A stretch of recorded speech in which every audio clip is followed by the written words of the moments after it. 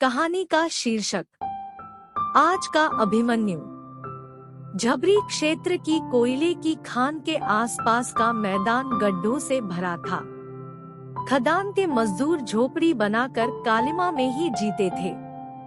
वहाँ पर रौनक नाम का मजदूर अपनी पत्नी विमला और बेटे हंसू के साथ रहता था। विमला धार्मिक प्रवृत्ति की थी। कहीं पर भी कथा, प्रवचन या धार्मिक आयोजन होने पर वह अधिकतर सम्मिलित हुआ ही करती थी।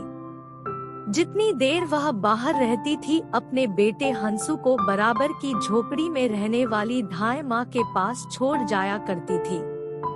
हंसू को पैदा भी उन्होंने ही करवाया था। अब भी 9 माह की गर्भवती विमला उनकी वजह से ही तसल्ली में थी।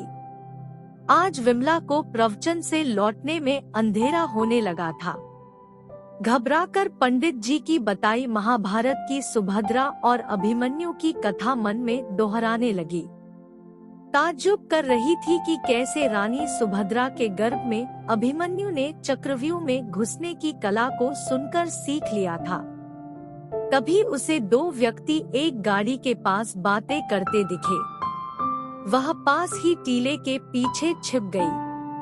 वहाँ पर उनकी आवाज आ रही थी और वह समझ गई कि वह तो बदनाम गुर्गे रेनी और उसके अपराधी प्रवृत्ति बॉस से कुछ ही दूरी पर थी। बॉस रेनी को डांट रहा था, मैंने तुम्हें नए जमाने की सारी सुविधाएं दे रखी है। एम्बुलेंस में 2 डॉक्टर, 2 नर्स है।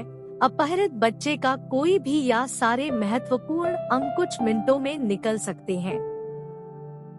बॉस ने यह भी कहा, इस गरीब देश में अमीर कुछ ज्यादा ही अमीर है और विलासिता में अपना शरीर बीमार कर रहे हैं।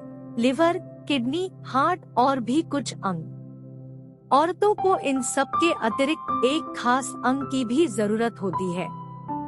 हमारा बिजनेस विदेशों से भी जुड़ा हुआ है। भारत में मेडिकल सुविधाएं सस्ती हैं और कामयाब बहुत है।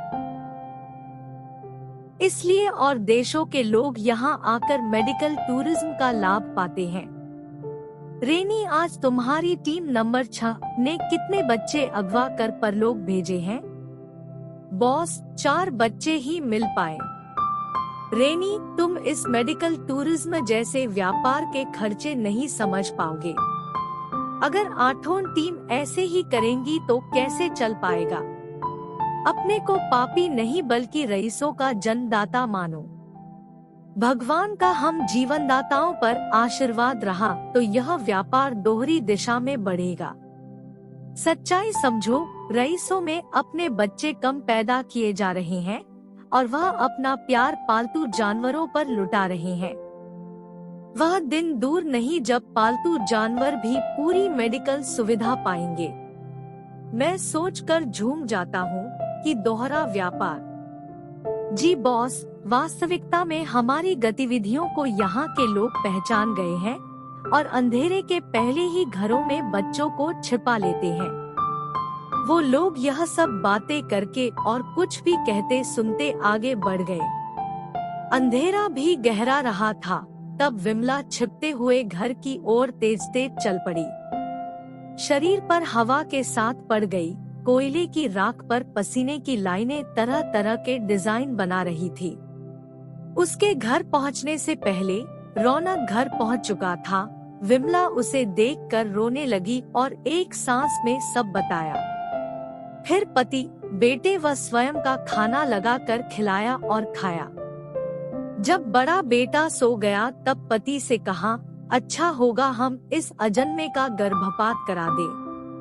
इस अपराधी दुनिया में औरों के व्यापार पर एक बलि कम चढ़े या ज्यादा, क्या फर्क पड़ता है? रौनक ने दृढ़ता से कहा, नहीं, मेरा दोस्त हेमू कह रहा था कि यह सफेद पोश अपराधी जब किसी बस्ती में लोगों की नजरों में आ जाते हैं तब वह अपनी जगह बदल लेते हैं। हेमू के आश्वासन ने दोनों को सोने दिया। अचानक विमला को अम्मा अम्मा की आवाज आई, परंतु वहाँ कोई नहीं था। गरीब थी पर भूत प्रेत को न मानकर प्रभु को मानती थी। वैसे भी रौनक खर्राटे ले रहा था और बड़ा बेटा भी सो रहा था। आवाज ने और जोर से बोला, अम्मा मैं पैदा नहीं होना चाहता। जब आप मैदान में बुरे लोगों की बातें सुन रही थी तभी मैं जीवन से मृत्यु की ओर चल पड़ा था। अम्मा मुझे नष्ट कर दो। अम्मा मुझे पैदा मत करो। अम्मा मेरी प्रार्थना है, आपसे मानो। विमला अपने पेट में भ्रूण को ऊपर से सहलाने लगी। उसका व्यथित मन सोच रहा था, पंडित जी ने महाभारत में अभिमन्यु की जो कथा सुनाई थी वह तो वास्तविकता निकली। उसका अभिमन्यु अर्थात अजन्मा बच्चा चक्रव्यूह तोड़ना न सीख कर घर न आने की बात सीख गया। तत्पश्चात विमला की लोरी, पेट सहलाने व थकान से भ्रूण शांत हो गया, वरना वह तो जिद्दी बच्चों की तरह टांगे भी फेंक रहा था। विमला की आंखों पर भी आलस्य छाने लगा। अगली सुबह विमला दर्द से चीख रही थी। सब आसपास के लोग आ गए। पड़ोस की झोपड़ी से धाय माँ भी आ गई। उन्होंने बच्चा देखते ही शोर मचा दिया कि बेटा हुआ है। सब नाचने गाने लगे। विमला सोचने लगी कि रेनी और बॉस के फायदे के लिए एक और बलि आ गई। तथापि तनाव भरी जिंदगी में खुशी थी। जब धाय माँ ने बच्चे को उठाया तो पता चला कि बच्चा मृत है। जो विमला न कर पाई भ्रूण ने कर लिया। रेनी की रातों में होने वाली हिंसा को जवाब दे ही दिया। धाय माँ कह रही थी कि मृत काया को गाड़ने का इंतजाम करो।